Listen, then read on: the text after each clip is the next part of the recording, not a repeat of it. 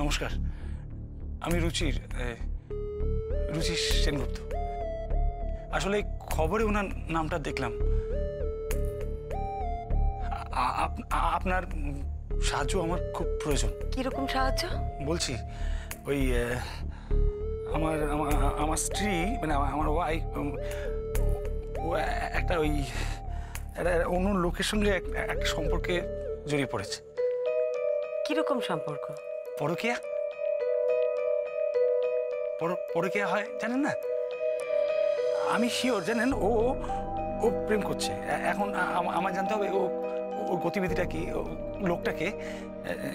সেই জন্য আপনার সাহায্য আমার দরকার। আমাকে প্লিজ একটু হেল্প করবেন। হ্যাঁ প্লিজ একটু হেল্প করবেন। দেখুন, এটা না আপনার ব্যক্তিগত ব্যাপার। এত রাতে আমার বাড়িতে এসে এইসব কথা বলাটা ঠিক। আর আমি না এই ধরনের কেস একদম করি না, জানেন তো রুচির বাবু।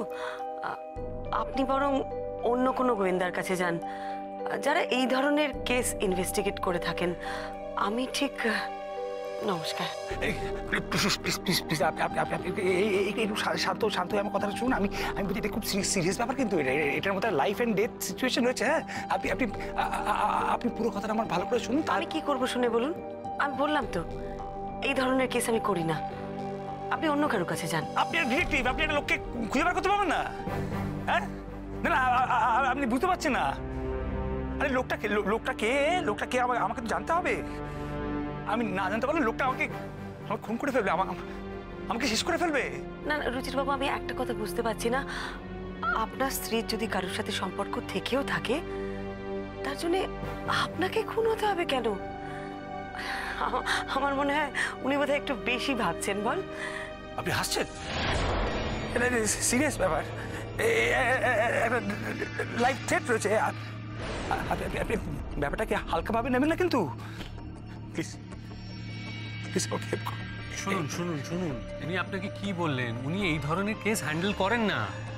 শহরে আরো তো এরকম অনেক প্রাইভেট ইনভেস্টিগেটর আছেন। আপনি প্লিজ তাদের কারো একজনের কাছে যান। প্লিজ প্লিজ আপনি আমাকে ক্ষমা করবেন। আমি আপনার কেসটা ঠিক।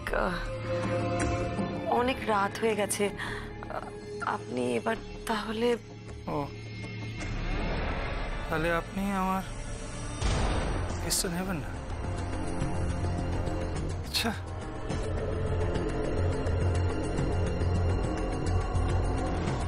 কি জ্বালা বাবা! ওনার বউ কার না কার সাথে প্রেম করে বেড়াবে, আর সেই প্রেমিককে খুঁজে দিতে হবে তোমাকে। উফ!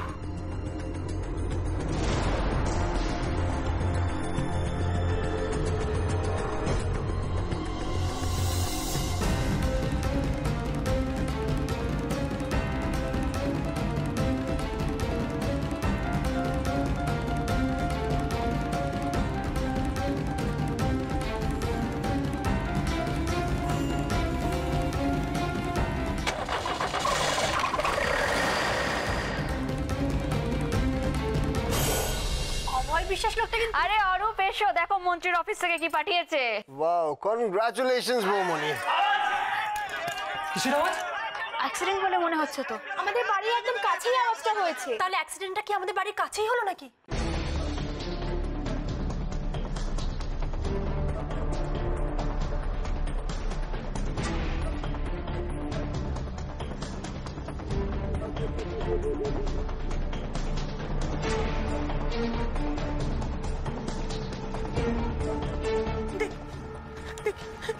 দেখি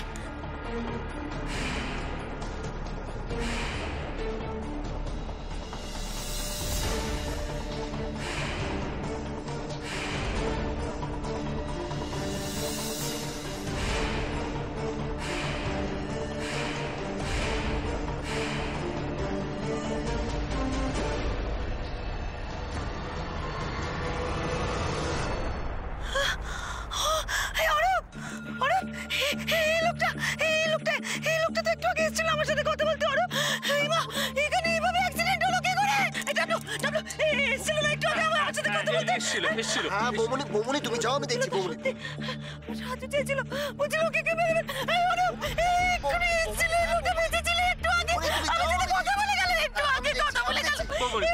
চলো প্লিজ। প্লিজ চলো বৌমনি প্লিজ চলো অরূপ দেখে নেবে তুমি চলো অরূপ দেখে নেবে